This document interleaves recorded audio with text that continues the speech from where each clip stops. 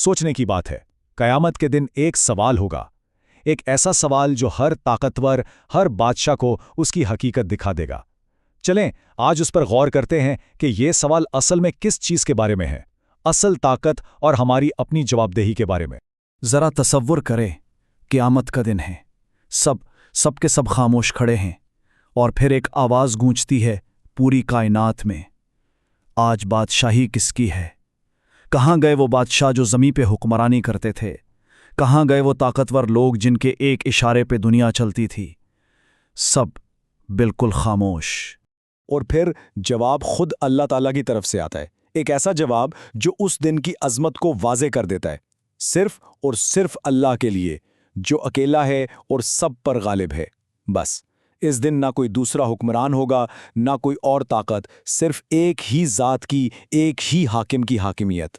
तो जब सारी दुनियावी ताकतें ख़त्म और सिर्फ अल्लाह की बादशाही बाकी, तो उस दिन क्या चीज़ काम आएगी? यहाँ से बात अब कायनाती पैमाने से निकलकर बिल्कुल ज़ाती लेवल पर आ जाती है, हमारी अपनी इनफरादी जवाबदेही पर। और उस दिन जो करेंसी चलेगी ना, वो बिल्कुल अलग है। सोचिए तो, क़यामत के दिन जब हिसाब किताब होगा तो वहाँ कौन सी करेंसी कबूल की जाएगी? दुनिया में तो हम डॉलर, पाउंड, रुपए, रियाल इन्हीं के पीछे भागते रहते हैं, लेकिन क्या ये सब वहाँ काम आने वाला है? नहीं, बिल्कुल भी नहीं। उस दिन ये सारी दुनियावी दौलत बेमानी हो जाएगी। वहाँ की जो करेंसी है ना, वो है नेक अमाल। हर इंसान वही काटेगा जो उसने दुनिया में बोया था। बिल्कुल साफ बात है, असल सरमायाकारी तो अमाल की है। इस मामले की संजीदगी का अंदाज़ा लगाना है तो नबी अकरम सल्लल्लाहु अलैहि वसल्लम का ये फरमान सुनिए। ये बात उन्होंने किसी और से नहीं, अपनी सबसे प्यारी बेटी सैयदा फातिमा रज़ी अल्लाह अन्हा से कही थी। इससे बेहतर तरीके से क्या वाज़े हो सकता है कि वहाँ कोई रिश्ता, कोई ख़ानदानी ताल्लुक़ काम नहीं आएगा अगर अपने आमाल साथ नहीं है। और ये हदीस असल में पूरी उम्मत के लिए एक पैगाम है। देखें, शफाअत बरहक है, इसमें कोई शक नहीं, लेकिन वो भी अल्लाह की इजाज़त से होगी। ऐसा नहीं है कि कोई अपनी हैसियत की बुनियाद पर या ज़बरदस्ती किसी को बचा लेगा। नहीं, हर एक को अपने आमाल का बोझ खुद उठाना पड़ेगा।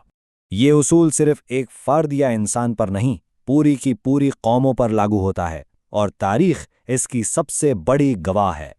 कुरान बार बार हमें तारीख़ में झांकने की दावत देता है। पता है क्यों? ये आयत याद दिलाती है कि हमसे पहले जो कौमें गुजरी हैं उनका अंजाम कैसा हुआ। उनके अंजाम में हमारे लिए सबक हैं, निशानियां हैं। देखें, तारीख़ की चंद सबसे ताकतवर तहजीबों को देखें।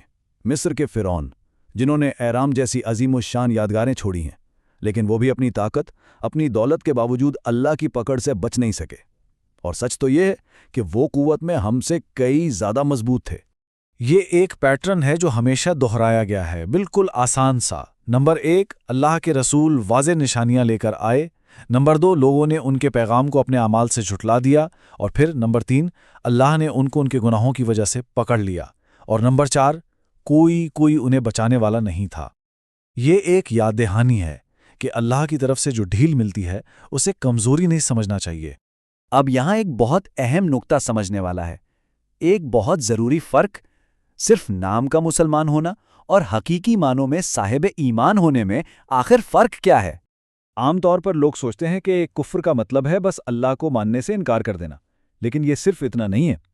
अमली कुफ्र यानी अमली डिसबिलीफ, वो ये है कि कोई ज़ुबान से तो कहे कि मैं मानता हूं, लेकिन अपने अमल से अल्लाह के अहकामात को रद्द कर दे, यानी दावा कुछ और, अमल कुछ और।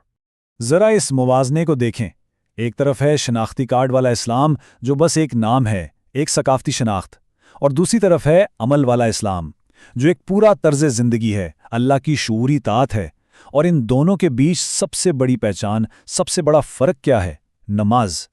और नबी अकरम सल्लल्लाहु अलैहि वसल्लम का ये फरमान इस बात को बिल्कुल पक्का कर देता है कि नमाज ही वो अहद है, वो निशानी है जो हम में और उनमें फ़र्क करती है। इसे छोड़ना सिर्फ एक गुनाह नहीं है, बल्कि ये कुफ्र है। इतनी वाज़े बात है। इतनी सारी तम्मीहात के बाद अब थोड़ा उम्मीद की तरफ आते हैं, क्योंकि उन लोगों के लिए जो वाकई ईमान लाते हैं और इस पर अमल भी करते हैं, उनके लिए गैब की दुनिया से एक बहुत ही खूबसूरत खुशखबरी भी है। ये एक ऐसी हकीकत है जिसका तसव्वुर करना भी मुश्किल है। अल्लाह के सबसे करीबी फरिश्ते, वो फरिश्ते जो अल्लाह का अर्श उठाए हुए हैं, वो ज़मीन पर रहने वाले कुछ ख़ास लोगों के लिए मुसलसल दुआ कर रहे हैं। और वो दुआ क्या करते हैं? وہ کہتے ہیں، اے ہمارے رب، ان لوگوں کو بخش دے جنہوں نے توبہ کی اور تیرے راستے کی پیروی کی، اور انہیں جہنم کے عذاب سے بچا لے۔ سبحان اللہ! سوچنے کی بات ہے کہ عرش کے فرشتے یہ دعا کر رہے ہیں۔ تو پھر سوال یہ ہے کہ یہ دعا آخر ہے کس کے لیے؟ یہ دعا ہے ان لوگوں کے لیے جو دل سے توبہ کرتے ہیں اور پھر اللہ کے بتائے ہوئے راستے پر چل پڑتے ہیں، صاف لفظوں میں جن کا ایمان ان کے اعمال سے مطابقت رکھتا ہے۔ یہ صرف نام کے مسلمان کے لیے نہیں ہے۔ اور اس سے بھی زیادہ خوبصورت بات پتہ ہے کیا ہے؟